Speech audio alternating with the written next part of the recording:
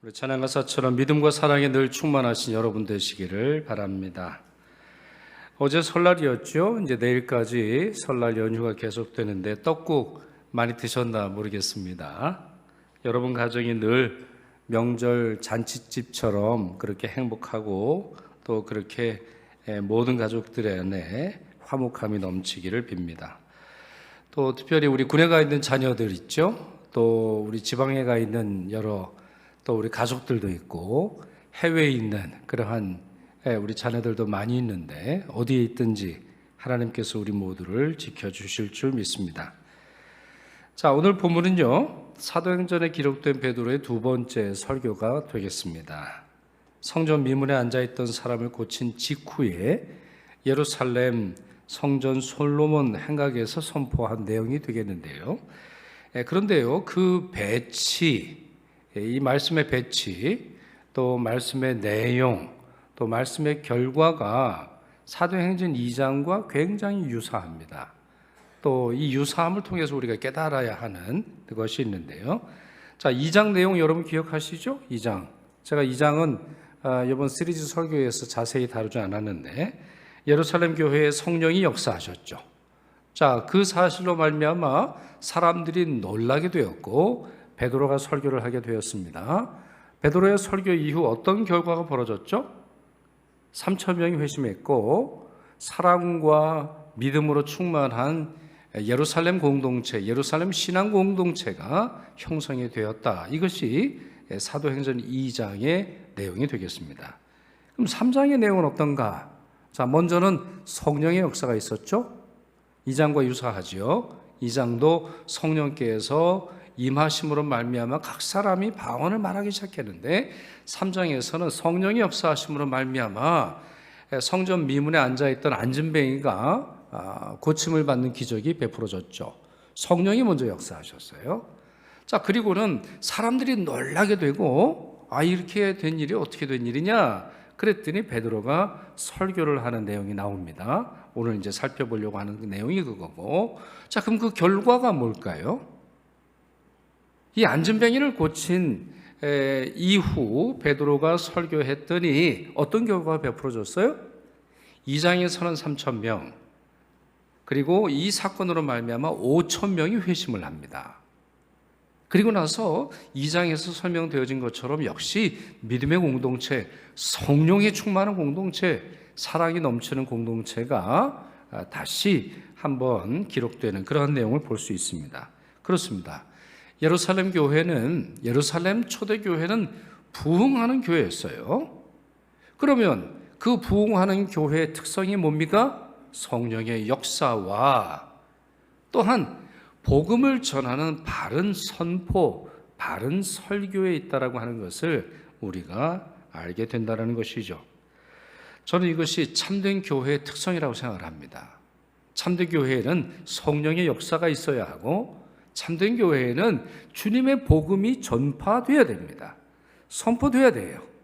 만약에 이 성령의 역사만 있고 바른 설교가 없다면 그 교회는 굉장히 취약한 교회예요.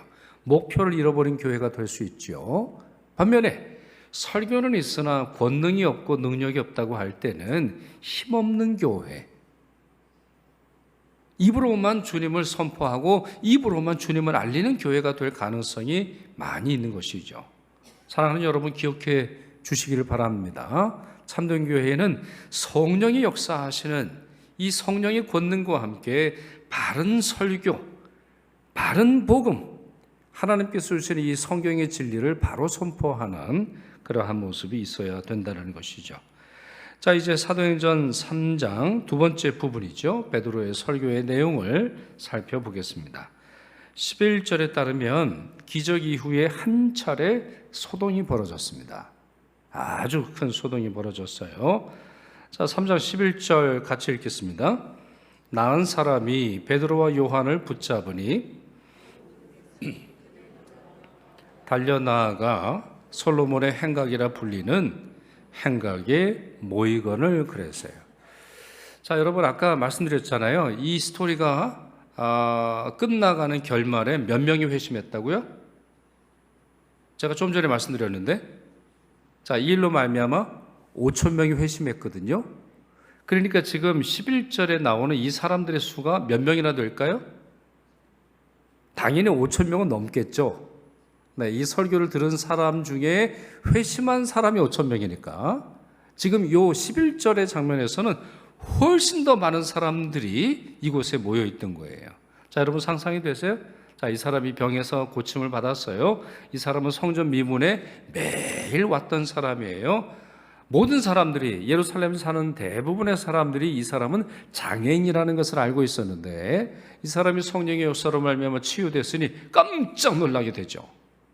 그래가지고 어떻게 된 일인가 생각을 하고는 놀라면서 사람들이 막 으쌰 어떻게 된 일이야 하면서 성전 미문에서, 성전에서 가장 넓은 장소가 있는 솔로몬의 행각까지 가게 되었다라는 겁니다. 자, 붙잡았다라고 하는 말이 나옵니다. 11절에 보면, 자, 이 말은 감사하는 마음에서 이제 붙잡았다. 아이고 감사합니다. 이러기 위해서, 아니면 자기 자신에게도 너무나 두려운 거죠. 자기가 고침을 받았으니까 자기가 뭐 특별한 의술을 통해서 고침받은 것이 아니라 알 수 없는 무엇인가에 의해서 고침을 받았으니 자기도 두려운 거죠. 자기도 놀라는 거예요. 자기 자신도 정말 하나님의 역사로 말미암아 깜짝 놀라게 되어서 베드로와 요한을 붙잡았다는 그런 내용이 되겠습니다. 자, 그런데 조금 전에 말씀드린 것처럼 수천 명의 사람들이 몰려들어서 이 대단한 기적이 왜 벌어졌는가 물으며 한 차례의 소동이 벌어졌습니다. 베드로가 이런 상황에서 설교를 시작했습니다. 12절 보시죠.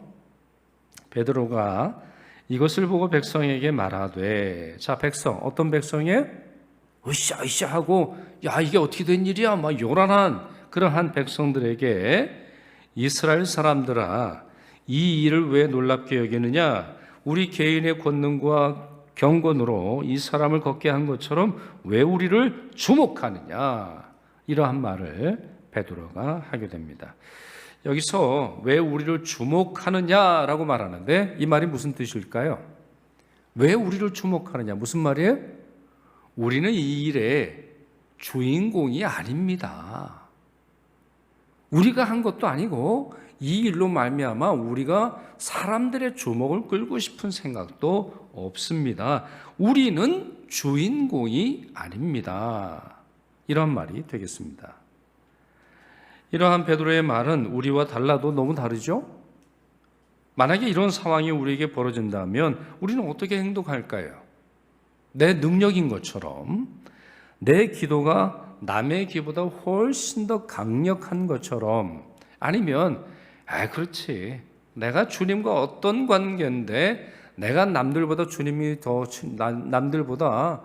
더 친하고 늘 나를 만나 주셨으니 내 기도를 들어주시오, 이렇게 생색을 낼만 한데요, 베드로는 그러지 않았어요.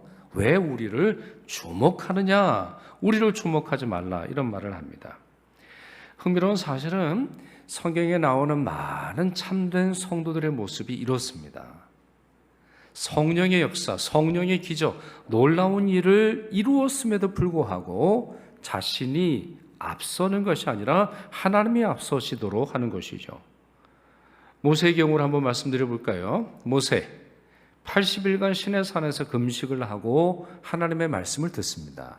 원래는 40일이었는데요. 처음에 두 돌판을 가지고 왔더니 내려왔는데 이 밑에서 황금 송아지를 섬김으로 말미암아 이걸 깨뜨려 버리죠. 그리고 다시 산에 올라가서 40일 후에 두 번째 돌판을 가지고 내려오게 된 때의 일입니다. 자, 모세가 십계명 돌판을 받아서 내려왔는데요, 신비한 일이 벌어졌어요. 무슨 일이 벌어졌죠? 모세의 얼굴에서 광채가 나는 거예요. 모세의 얼굴에서 광채가 납니다. 그럴만하죠. 하나님과 이런 깊은 교제를 나눴으니까 그의 모습이 변화된 것인데, 출애굽기 34장 29절입니다. 모세가 그 증거의 두 판을 모세의 손에 들고 시내산에서 내려오니 그 산에서 내려올 때에 모세는 자기가 여호와와 말하였으므로 말미암아 얼굴 피부에 광채가 나나 깨닫지 못하였더라 그랬어요. 여러분, 매우 흥미로운 말이 나오죠. 얼굴에 피부에 광채가 났어요.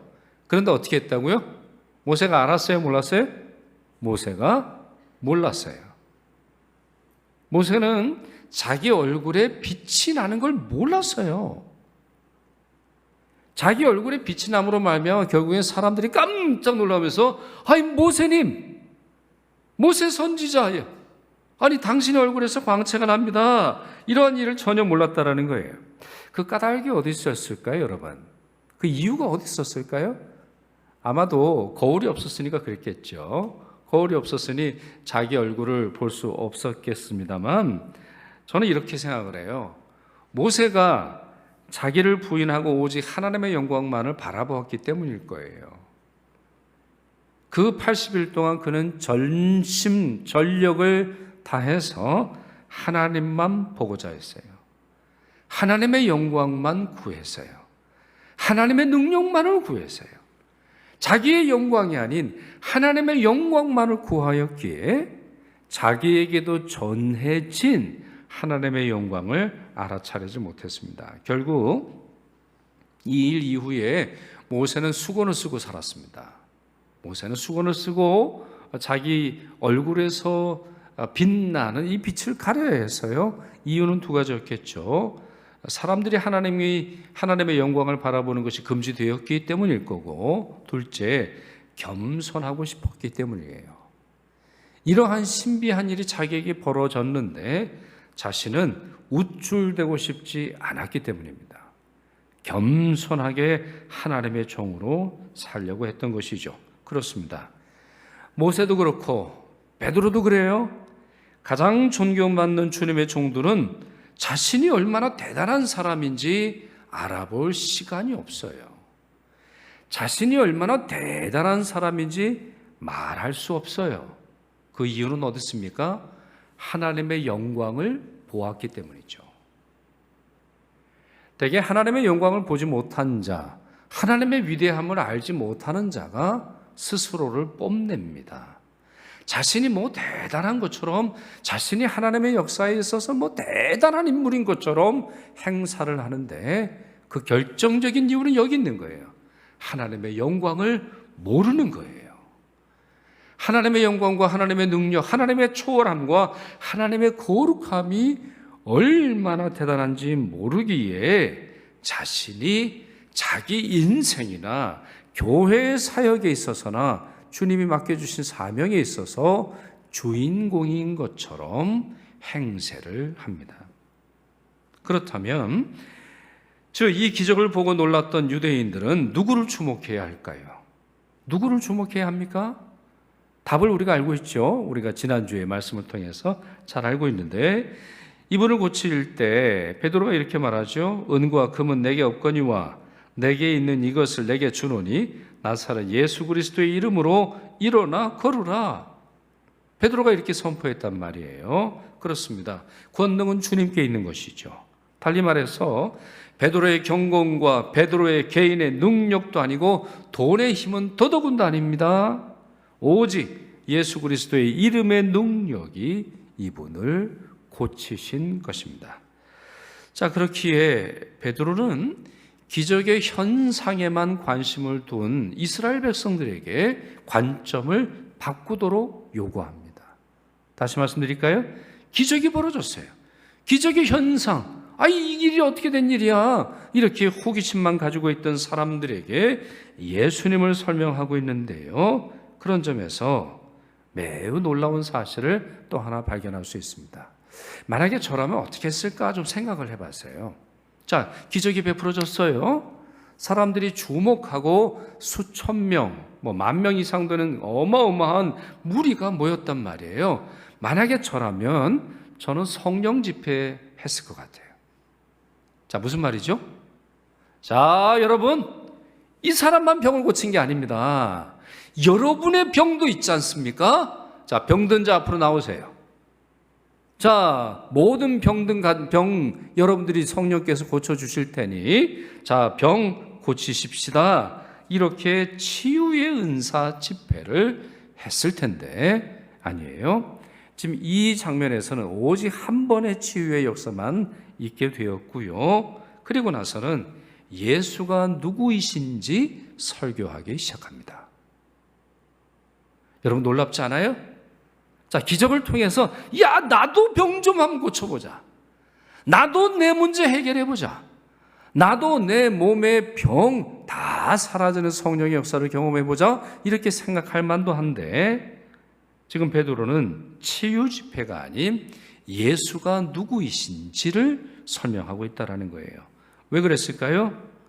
그것은 관점을 옮기는 것이에요. 몸에서 영혼으로, 현상에서 본질로, 외면에서 내면으로, 이 땅에서 하늘로. 지금 이곳에 있는 유대인들의 관점, 관심을 바꾸려고 하고 있는 것이죠. 그는 이때야말로 복음을 선포할 때라고 하는 사실, 단순히 떡만 주고 단순히 몸만 고치는 것이 아니라 영혼의 문제까지 고쳐야 한다라고 하는 이 사실을 베드로가 깨달았던 것으로 보입니다. 자, 그렇다면 예수님은 어떤 분이신가요? 베드로가 설교한 예수님에 대한 중요한 내용 세 가지를 보죠. 첫째, 예수님은 하나님의 종이십니다. 13절 상반절을 보시죠. 아브라함과 이삭과 야곱의 하나님, 곧 우리 조상의 하나님이 그의 종 예수를 영화롭게 하셨느니라 그랬어요. 예수님은 그의 종 이렇게 부르고 있죠. 구약 예언자 이사야는 이사야서 모두 4군데에서 42장, 49장, 50장, 그리고 52장 마지막에서 53장 전체에 이르러까지 예수님을 하나님의 종으로 설명하고 있습니다. 그리고 여러 예언자들이 같은 내용을 예언했는데요. 유대인들은 이 사실을 너무나 잘 알고 있죠. 자, 유대인들이 아주 잘 알고 있는 사실로 처음에 인용하면서 설교를 시작했습니다. 둘째, 예수님은 생명의 창시자이십니다. 예수님은 하나님의 종으로 오셨고 예수님은 생명의 창시자다. 이렇게 설명을 해요. 자, 15절 말씀 같이 보시죠. 같이 읽겠습니다. 생명의 주를 죽였도다. 그러나 하나님이 죽은 자 가운데서 그를 살리셨으니 라고 되어 있어요. 자, 여기서 예수님을 어떻게 불렀죠? 생명의 주라고 부르고 있습니다. 자, 근데 여기서 주라고 하는 말이 좀 어렵습니다. 이 주라고 하는 말은 주님이라고 하는 말이 아니에요. 주님이라고 말할 때는 헬라어 퀴리오스라고 하는 단어를 쓰는데 지금 여기서는 퀴리오스라고 하는 단어를 쓰는 게 아니라 아르케고스라고 하는 단어를 씁니다. 그럼 아르케고스가 무슨 말이냐? 시조, 창시자, 기원, 선구자 이런 말이 되겠습니다. 그러니까 원문을 그대로 번역을 해보면 생명의 주를 죽였도다 이렇게 되어 있는 것이 아니라 생명의 창시자, 생명의 기원, 생명의 샘, 우리에게 생명을 가져다주는 기원과도 같은 그러한 분, 이런 식으로 우리가 번역할 수 있게 되는 것인데요. 예수님이 바로 이런 분이라는 거죠. 또 하나 아주 중요한 사실이 나오는데 이분을 생명의 창시자로 믿는 자들이 치유를 경험하게 된다 이렇게 말을 해요. 자, 16절 이 말씀도 우리 같이 읽겠습니다. 시작. 그 이름을 믿음으로 그 이름이 너희가 보고 아는 이 사람을 성하게 하였나니 예수로 말미암아 난 믿음이 너희 모든 사람 앞에서 이같이 완전히 낫게 하였느니라 그랬습니다. 완전히 낫게 하였다 이런 말이 나오는데 자, 여기서 중요한 말이 이거죠. 그 이름을 어떻게 해요? 그 이름을 믿음으로. 자, 그 이름은 어떤 믿음? 하나님의 종이시면서 생명의 창시자, 우리에게 생명을 주시는 분, 생명의 선구자, 죽음만 가득한 이 세상에 생명의 길을 우리에게 보여주시는 그분을 믿음으로 말미암아 우리에게 참 생명이 주어졌다 이렇게 말을 합니다. 그렇습니다. 주님께서 생명의 주이시라면 그분의 생명과 그분이 주시려고 하는 생명은 믿음을 통해서 우리에게 주어지게 되는 것입니다. 다시 말씀드릴까요? 예수가 누구이신가? 예수님은 생명의 창시자세요. 예수님은 우리의 병을 고쳐주세요. 그러면 그분의 능력은 무엇을 통해서 우리에게 전해지죠? 믿음 외에 없다는 거예요. 믿는 거 외에 없다는 거예요. 베드로가 나는 돈도 없어요. 나는 금도 없어요. 나는 은도 없어요. 내가 가지고 있는 것은 예수 그리스도의 이름이 전부이니 예수의 이름으로 걸으세요 라고 말한 것처럼 나는 주님께 돈 드릴 게 없어요. 난 주님께 뭐 대단한 거 드릴 거 없어요. 난 주님을 위해서 뭔가 대단한 거 할 만한 거 없어요. 그러나 예수 그리스도의 이름을 믿음으로 말미암아 그분의 능력이 우리에게 전해지게 해주세요. 이렇게 우리가 기도할 수 있게 된다는 것이에요. 여러분이 잘 아시는 말씀이죠. 요한복음 3장 16절 보세요. 하나님이 세상을 이처럼 사랑하사 독생자를 주셨으니 이는 그를 어떻게 하는 자? 믿는 자마다 멸망하지 않고 영생을 얻게 하려 하심이라. 영생은 뭐예요? 영원한 생명이죠. 생명의 창시자께서 우리에게 주시려고 하는 선물이에요. 그 선물은 어떤 자가 받게 돼요? 믿는 자가 받게 돼요. 그래서 사랑하는 여러분, 주 예수 그리스도를 온전히 믿으시기를 바랍니다. 그분의 생명과 그분의 능력이 필요할 때 여러분이 해야 하는 일은 하나예요. 예수 그리스도를 믿는 것이죠. 예수 그리스도가 어떤 분이신지, 예수 그리스도께서 여러분을 위해서 무엇을 하시는지 온전히 믿는 여러분 되시길 바랍니다. 그런 점에서 여러분 좀 정리하고 넘어갈 게 있어요. 예수님과 믿음의 관계, 그리고 영생과 믿음의 관계인데요. 비유로 저는 이렇게 말하고 싶어요. 자, 예수님이 약이라면, 예수님의 권능, 성령의 권능이 약이라면, 그래서 우리의 모든 문제를 해결해주고 우리의 병도 고치는 약이라면 믿음은 뭘까요? 그 약을 우리 안에 주사하는 주사바늘이라고 생각을 해요. 약이 아무리 좋아도 뭐합니까? 내가 주사를 맞아야 되는데 주사를 맞아야 그 약이 내 몸 안으로 들어오게 될 거 아니에요? 그런 것처럼 객관적인 사실, 예수라고 하는 한 인물의 객관적인 능력이 주관적인 체험으로 오는 데는 믿음 외에 다른 게 존재하는 게 아니에요. 그런 여러분의 신앙에 있어서도 이 믿음을 분명히 하시기를 바랍니다. 셋째, 예수님은 세상의 통치자이신 그리스도세요. 예수님은 그리스도세요. 17절에서 21절 보시면 베드로는 예수님을 그리스도라고 부르고 있습니다. 자, 그리스도라고 하는 말은 하나님의 대리인이라고 하는 말이고 또한 세상의 통치자를 뜻하는데요. 베드로는 구약 예언자들의 말을 인용하면서 그리스도 예수께서 미래에 다시 오신다 이렇게 설명을 합니다. 자, 20절, 21절 같이 읽겠습니다. 또 주께서 너희를 위하여 예정하신 그리스도 곧 예수를 보내시리니.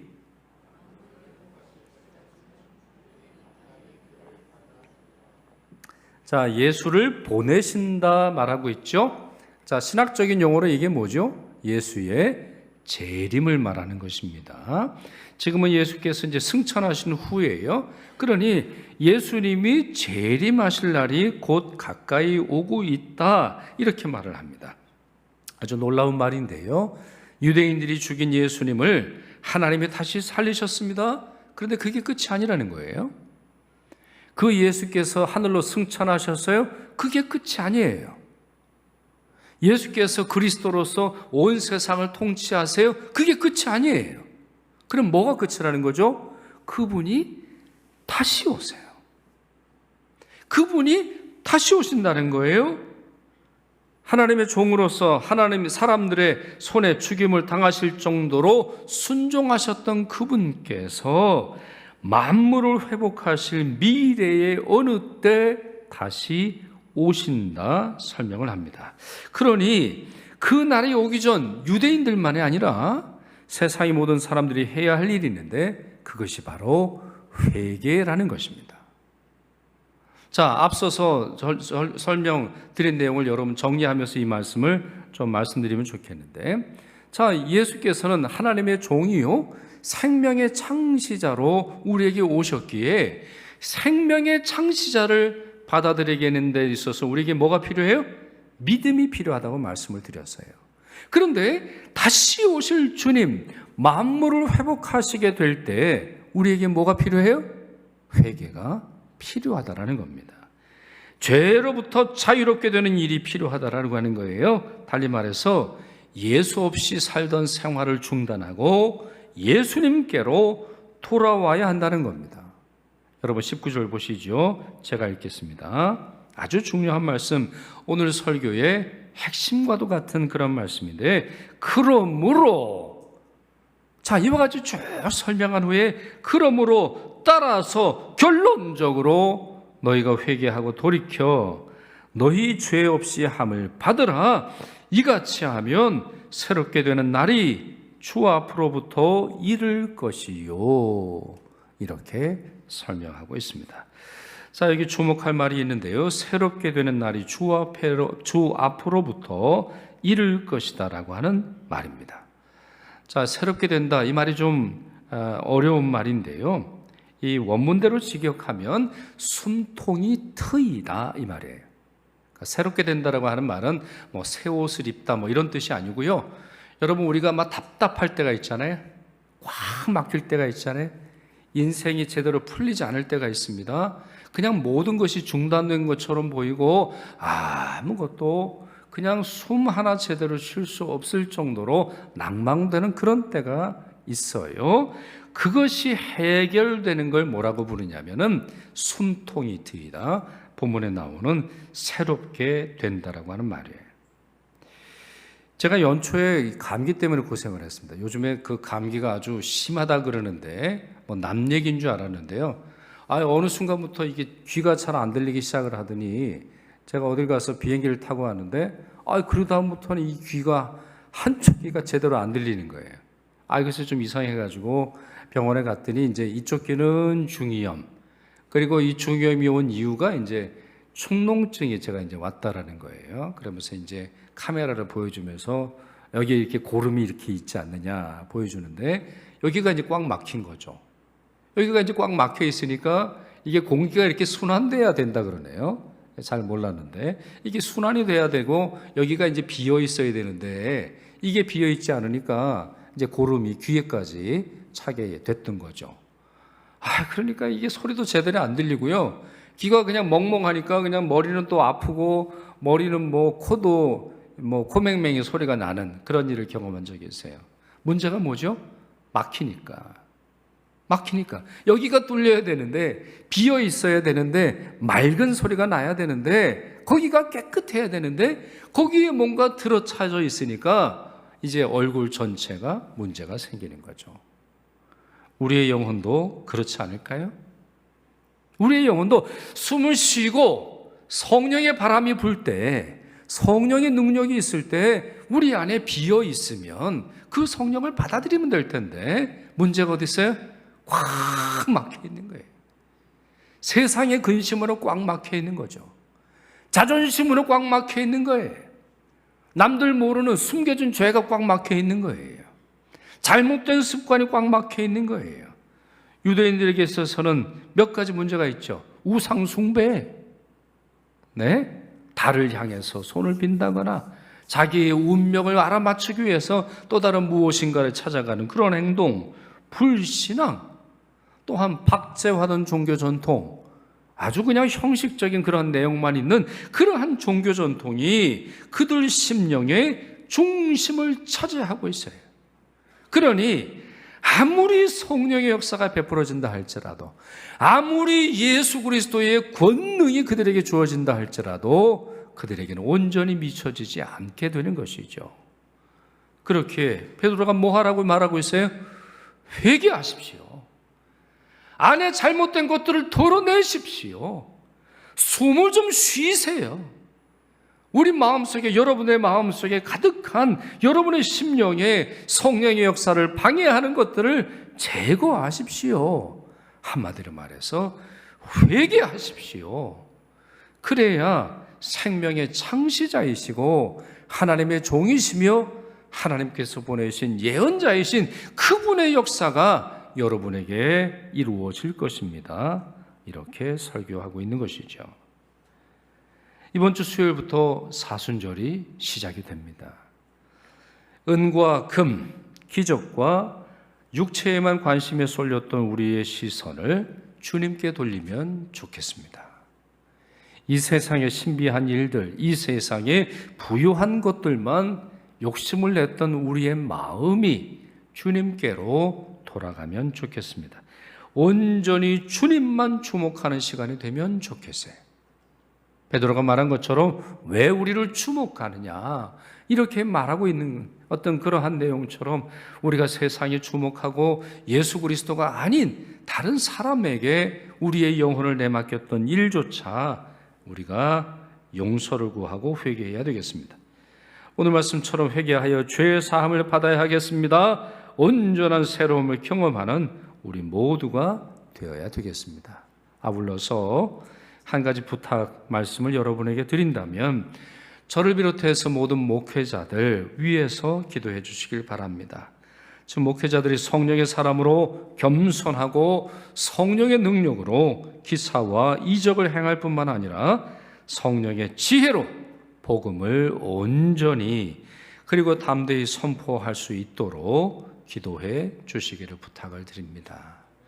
그래서 우리가 부활절을 맞이할 때 우리가 새롭게 되고 우리의 영혼이 새롭게 될 뿐만 아니라 우리의 삶 전체가 새롭게 되어서 주님께 참된 영광을 돌려드리기를 축원합니다. 기도하겠습니다.